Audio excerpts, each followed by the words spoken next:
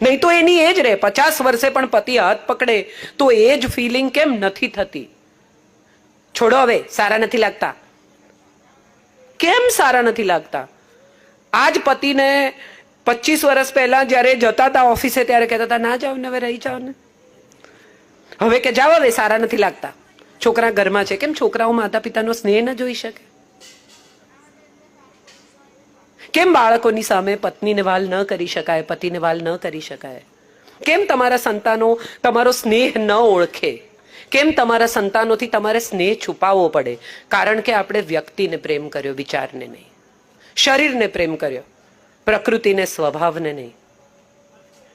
રાધા પ્રકૃતિ છે, કૃષ્ણ પુરુષ છે. સમગ્ર તત્વ છે રાધા, એક અસ્તિત્વ છે રાધા. અને અસ્તિત્વ હોય ત્યારે જ ઓગાળી શકાય. પહેલા તમારી પર્સનાલિટી હોવી જોઈએ. મેં તારા માટે બધું છોડ્યું, બહુ સરસ. બધામાં શું છોડ્યું એ તો સમજાવો બેન. તને કોઈ નોકરી આપે એમ હતું જ નહીં. હા, તું 25-50 હજારની નોકરી કરતી હોય ને તે છોડી હોય તો તે છોડ્યું કહેવાય. તમારું કોઈ અસ્તિત્વ હોય તો તમે ઓગાળી શકો.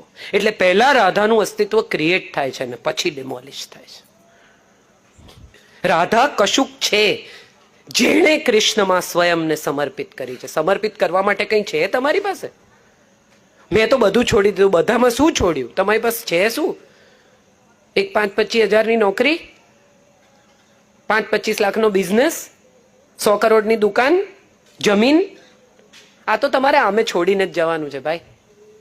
આ તમારી પાસે રહેવાનું જ નથી. કશું ઉપર નહીં આવે. ઉપર બી જવાના છીએ કે નહીં એ ખબર નથી. આમ તો નીચે જવાના બધા. મજાની વાત એ છે કે આપણે જેને છોડવું કહીએ છીએ ને એ છોડવું છે જ નહીં. આપણે વસ્તુઓ છોડીએ છીએ. મને હવે કશાયમાં રસ નથી. આવું મેં કેટલાયને કહેતા સાંભળ્યા છે. અને 5મી મિનિટે તરત જ કે શું થયું પેલી લેન્ડનું?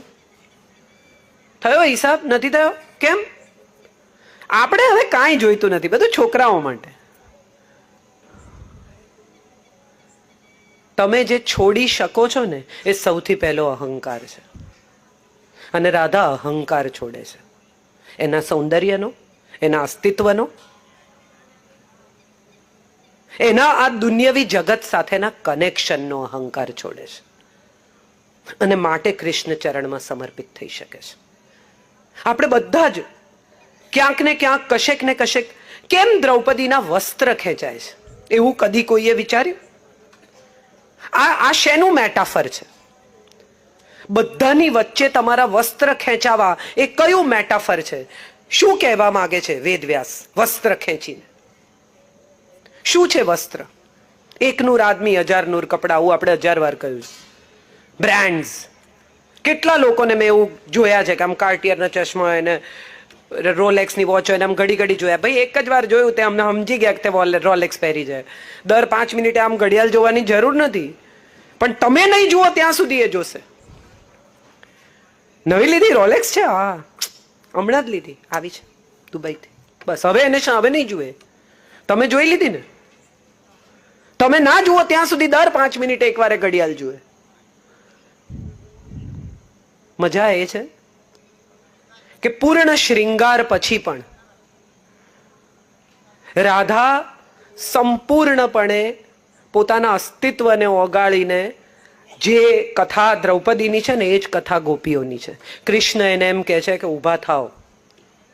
આ કોઈ જેટલા લોકોએ આજ સુધી એમ કહ્યું છે કે કૃષ્ણ આમ કૃષ્ણ તેમ, ભગવાનની સામે તમે બાથરૂમમાં હો કે બેડરૂમમાં હો કે ડ્રોઈંગ રૂમમાં હો કે કામની જગ્યાએ હો, એની સામે કયો દંભ, કયો ડોળ, કયા વસ્ત્ર, કયું આવરણ, શું રાખી શકો છો તમે? એ શું નથી જોઈ શકતો? એ શેની આરપાર નથી જતો? તો આ દંભના, આ અહંકારના, આ સૌંદર્યના જે તમારી અંદર એમ છે કે હું કોણ છું ખબર છે, એના વસ્ત્રનો ત્યાગ કરો. ઊભા થાઓ, પાણીમાં હાથ લઈ લો અને મારી સામે પૂરા સંપૂર્ણપણે તમારા જેવા છો તેવા પ્રગટ થાવ, એમ કહેવાનો મુદ્દો છે. આ કોઈ વસ્ત્રહરણનો પ્રસંગ, એ કોઈ રમત, એ કોઈ બીજી વાત નથી. આ એ વાત છે કે જેવા છો તેવા પ્રગટ થાવ. અને દ્રૌપદીનો અહંકાર, એની પ્રતિજ્ઞા, એનો ગુસ્સો, આ બધું જ ઓગાળવાની રમત છે. આ કે એકવાર વસ્ત્ર ખેંચાશે તો હું વસ્ત્ર પૂરીશ. ખેંચાવા દે, ખબર પડે તને કે અહંકાર ખેંચાય તો કેટલી તકલીફ થાય છે. મિત્ર હોય, પ્રેમી હોય, પ્રેમિકા હોય, દીકરો હોય. સાંબની કથા હરિવંશ વાંચીએ તો સમજાય કે કૃષ્ણ પોતે પણ પેનમાંથી બાકી નથી રહ્યા. સાંબ અને બીજા યાદવો જાય છે. સાંબ સ્ત્રીના વેશમાં છે, તગારું બાંધે છે અને જઈને કહે છે કે આ પ્રેગ્નન્ટ છે, અને શું અવતર છે. અને ઋષિ એને શ્રાપ આપે છે, દુર્વાસા, કે એના પેટમાંથી મૂષળ અવતરશે અને એ મૂષળ યાદવોનો નાશ કરશે. આ મૂષળ યાદવોનો નાશ કરશે એ સાંભળ્યા પછી ગભરાઈ ગયા છે છોકરાઓ. યંગ છે, તોફાન કરે. આપણા બાળકો પણ ઘણીવાર આવું કરી બેસે, પીને ગાડી ચલાવે, આમ કરે તેમ કરે, પછી લોચામાં પડે એટલે ફોન કરે, મમ્મી પ્રોબ્લેમ થઈ ગયો. જાય છે કૃષ્ણ પાસે, જઈને કહે છે કે આવું થયું છે.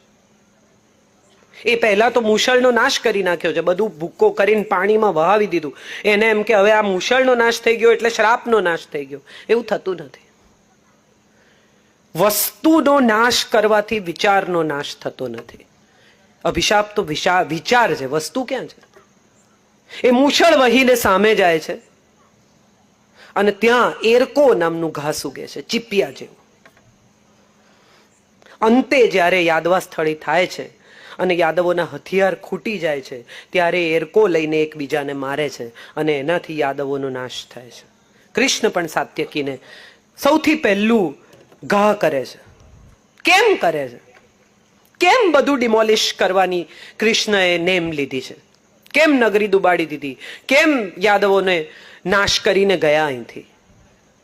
ક્યારેક વિચારીને તો એવું ચોક્કસ સમજાય કે યાદવ હોય, બ્રાહ્મણ હોય, પટેલ હોય, વાણિયા હોય, જ્યારે જ્યારે અહંકાર પ્રવેશે છે ને, ત્યારે કૃષ્ણ પ્રવેશી અને તમારા અહંકારનું છેદન કરે છે. તમે કોઈ પણ હો, તમે વ્યક્તિ છો તો કૃષ્ણ તમને નહીં સ્વીકારે. તમે વિચાર છો તો એના ચરણમાં, એના શરણમાં જતા રહો. એ તમને જેવો વિચાર, સારો, ખરાબ, કાળો, ધોળો, ભૂરો, લીલો, ઈર્ષા, અહંકાર, મલિનતા, દુઃખ, ફરિયાદ બધા સાથે સ્વીકારી લેશે. પણ જો વ્યક્તિ થઈને ગયા ને, તો કૃષ્ણ પાસે જગ્યા નથી. એનું વ્યક્તિત્વ એટલું વિરાટ છે કે એમાં તમારા વ્યક્તિત્વ માટે જગ્યા નથી, તમારા વિચાર માટે જગ્યા છે. વિચાર થઈને જાઓ, કારણ કે રાધા વિચાર છે.